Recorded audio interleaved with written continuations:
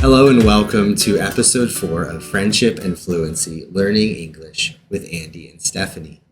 On today's podcast, we're going to be looking at famous English quote from history and learning from it.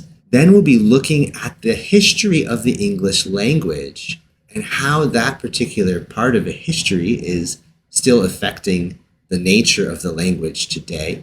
After that, we're going to talk about how you can improve in your listening skills. And then we'll finish, as we do with every episode, with a funny language learning mistake that we've made. So let's get started. All right, so we're going to begin our show today by hearing a famous English quote from history, digging into its vocab, and then also discussing its meaning. So what quote are we going to be looking at today? Well, this morning I want to talk about a quote that I really love from American history. It's one that I think about often. As I dug into some of the history, I learned that it was made more popular in kind of our vocabulary by President John F. Kennedy when he used it in a speech. But I also learned that Kennedy was famous for misquoting famous people. So he attributed this quote to a philosopher named Edmund Burke.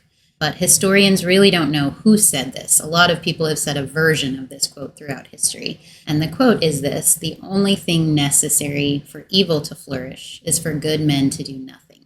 So there's a few different variations of that, but I really, really love this quote because it's just so crisp. And the picture it paints, at least in my mind, is one of evil as this force that is out to do what it does. It does evil. And it does not need to be encouraged in order to do its work. And the only thing necessary, the only thing needed for evil to be able to do evil is for people who have the power to do something to stop it, to simply stand back and do nothing.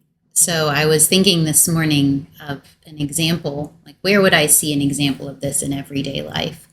Let's say I was in the grocery store and I saw a father with a 2 or 3-year-old child who was misbehaving, and that father started hitting his child. And I've had things like this happen where that quote will kind of come into my mind and I'll think, I don't have to do anything. This is not my responsibility. But if I walk away right now and do nothing, in a sense, like evil has won. I am there. And I think that quote, in some ways, it just carries a reminder to us that we have a responsibility to do what we can, stand against what's wrong. Yeah.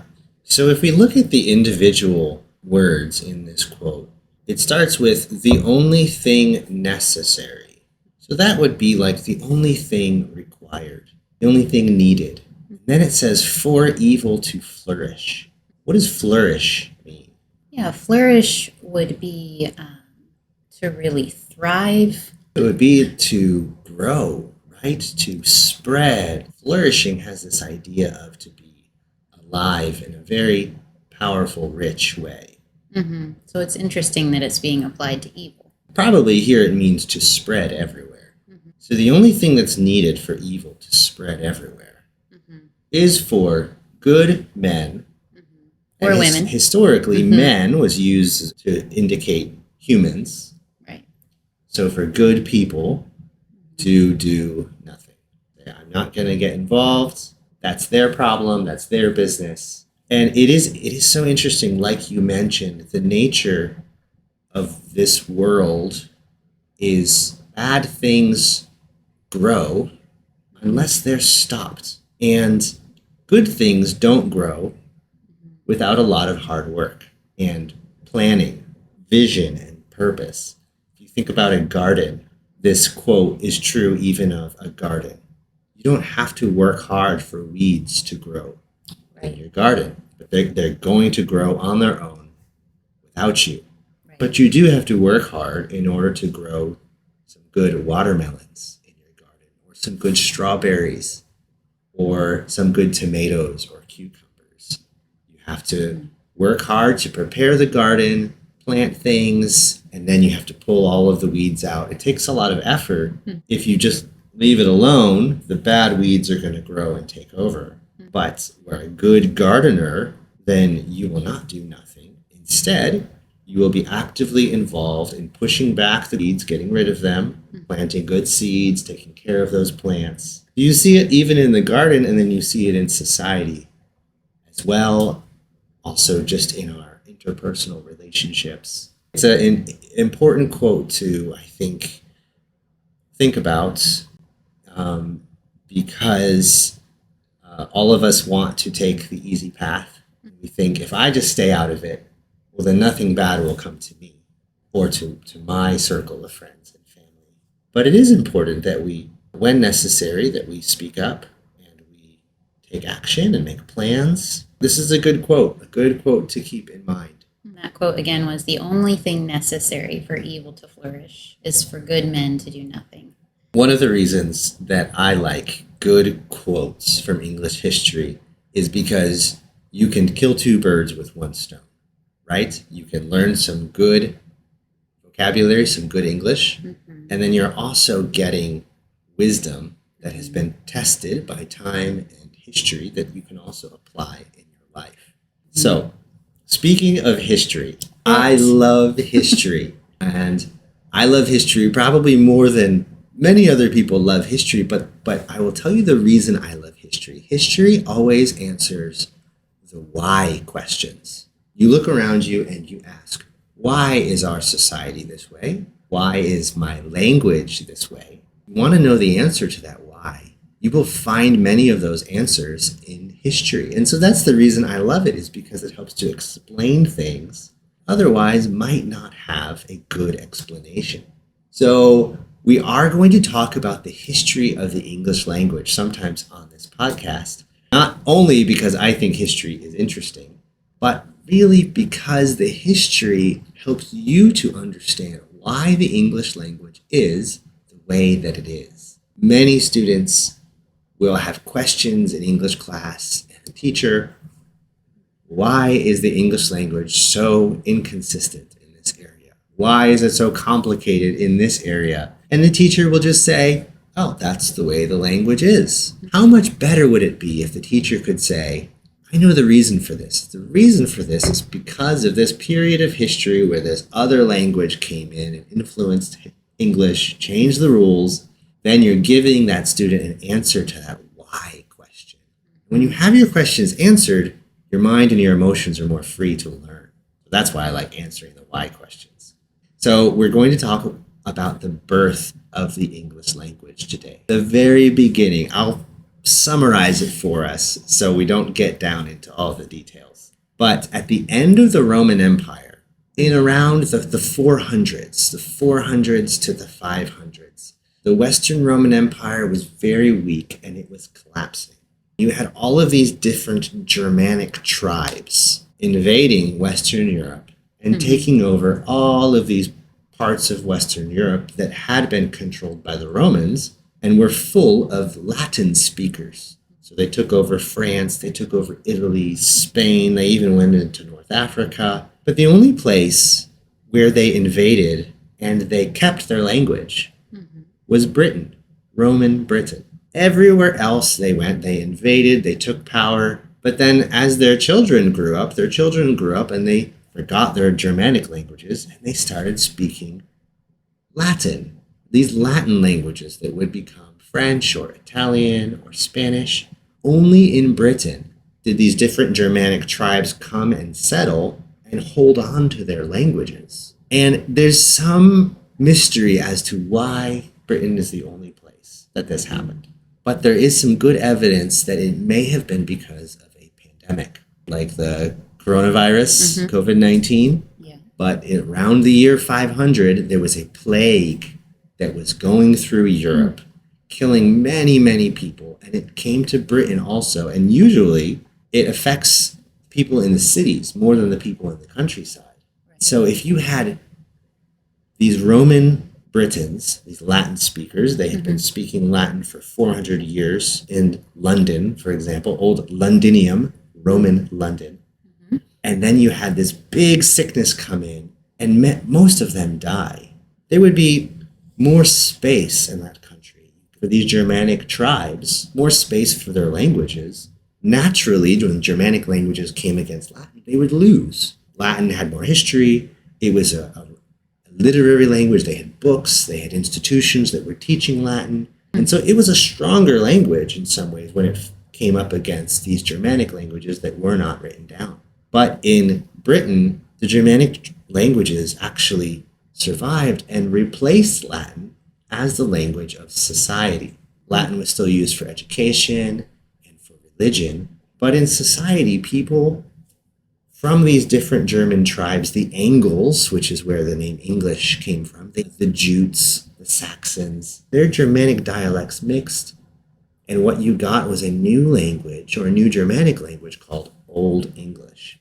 So you have this very unique situation in Britain, and the birth of Old English, really from the 400s to the 800s. And during this time, Old English really became established in a way that is still affecting our language today.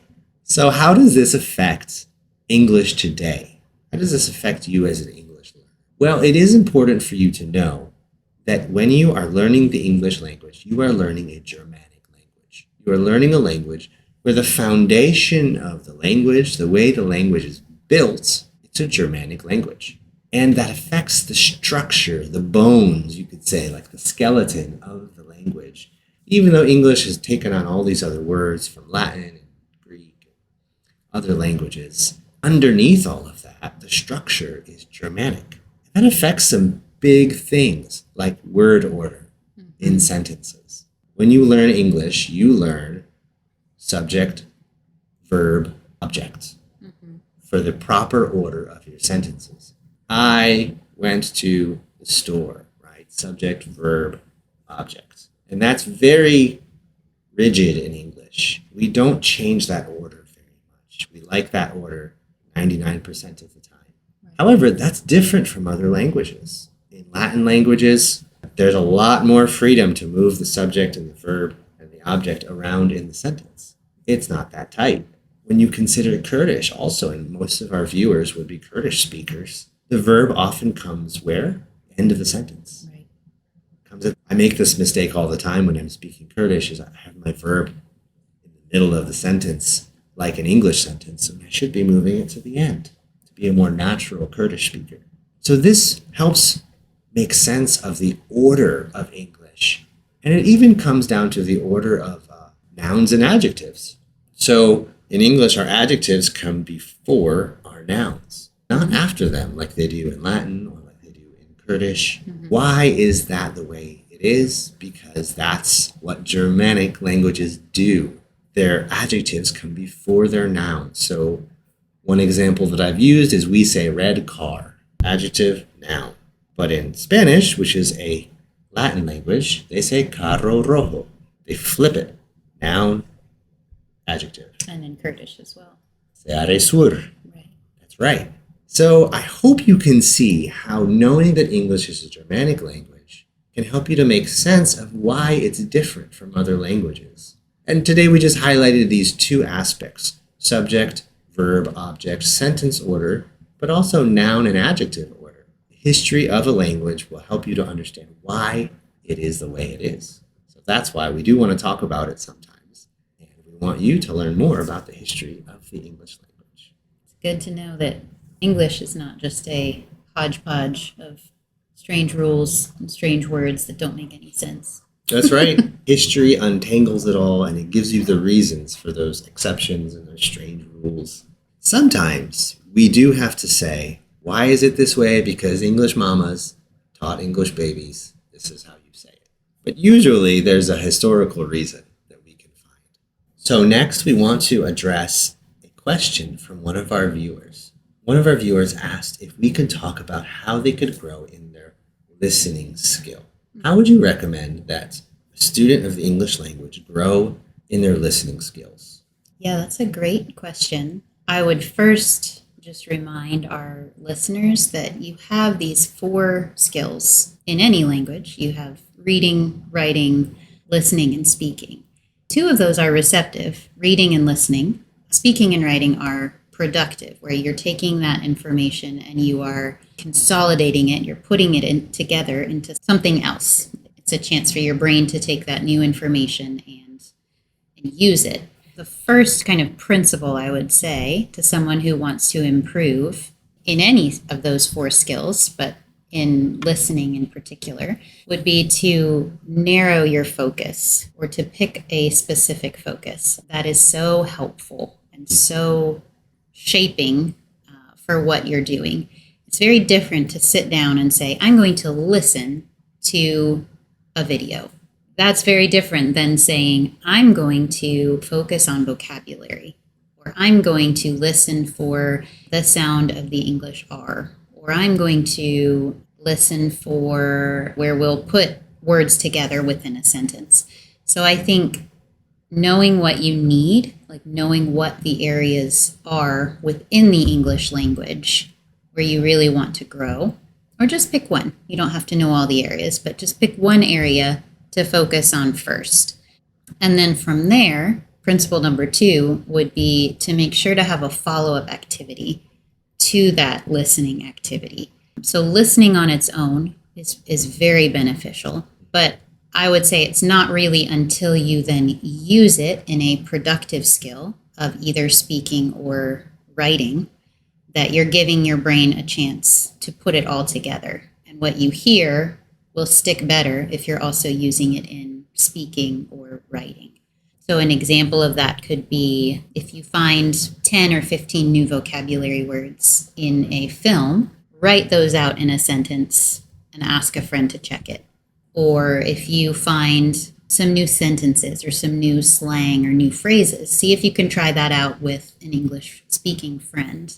Number 1 would be narrow your focus. Number 2, pick a follow-up activity. And then number 3 would be knowing what resources you have access to. Everybody is going to have a different level of access to resources. Some of our listeners are taking English classes. Some of them have American friends or British friends. Some of them may have access to videos, audiobooks, music. All of those are resources. And I would just encourage our listeners to work with what they have. And also to keep in mind when you're picking something to listen to, you want to make sure that you can comprehend about 75% of what you're listening to. If you can comprehend every single word easily, it's probably too easy.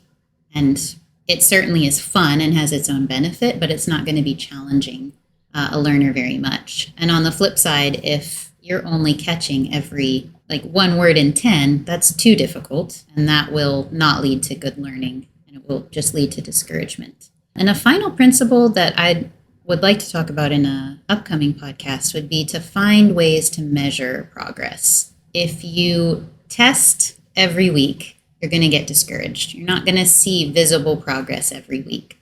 But if you never have a milestone or a way to see how you've made progress, that can be really discouraging. So one way to do that could be, and I did this myself when I was learning Kurdish, go back to something that you listened to a few months ago, whether that's a video, a book, a news article, and see how much more you can understand now. So those are a few principles for improving listening skills. Yeah, and those are really practical. So having a specific focus when you're listening, like you said, looking for new vocab or looking for specific sounds in pronunciation, aiming for resources that are where you can understand maybe around 75% as appropriately challenging, developing a way to measure your progress. Those are really practical ideas for how you can grow in listening. So I hope that you're able to get some nuggets of wisdom from that advice and apply that in your listening practice. So thank you for that advice about improving our listening skills. Yeah, my pleasure. The final thing that we like to finish with is a story about our own language mistakes or the language mistakes of some of our friends or family. And so we're still working through a long list of our own language mistakes. So today I want to share another one from when I was new in Kurdistan. I was only in Slemani maybe a month or less when this happened. This was back in November or December 2007, and I was 19 years old, taking 1 year away from university to get some work experience in Kurdistan. And one day I decided that I would walk to the bazaar. I would walk to the market. Sulaimani has the largest market, the largest bazaar in all of northern Iraq. And it's a wonderful place. We both love the bazaar a lot. And there's one place that I really like, but you don't like it so much, called Jer Perdika, right? That's true. It means under the bridge. And under this bridge, there's all these different animals for sale. I've always liked it because you never know what you're going to find there. There are always rabbits. Might be a vulture. There are always chickens. A wolf. Baby chicks as well. Geese, maybe turkeys, but you might have an ostrich. You might have an eagle. Very interesting animals show up in this market. So we got a hedgehog there once. We did get a hedgehog one time. Yes. He was a cute little guy. Yes. So back in 2007, this was maybe my first or second time going to Jer Perdika. And I was so surprised because I saw a monkey for sale there. And I remember being really confused and amazed. How did this monkey make it all the way to this city in northern Iraq, to this bazaar, this marketplace? I didn't have very much Kurdish yet, but I knew how to say monkey. I learned very, very early on the word Maymun. And I learned how to ask a person, where are you from? Khalki Kre. And so I thought that gave me what I needed to be able to ask, where is the monkey from? And so I asked the seller, Maymunaka Khalki Kre. And he just looked at me, kind of confused. So I tried again. Maybe I'm not pronouncing the words right. Maymunaka Khalki Kre. Where is the monkey from?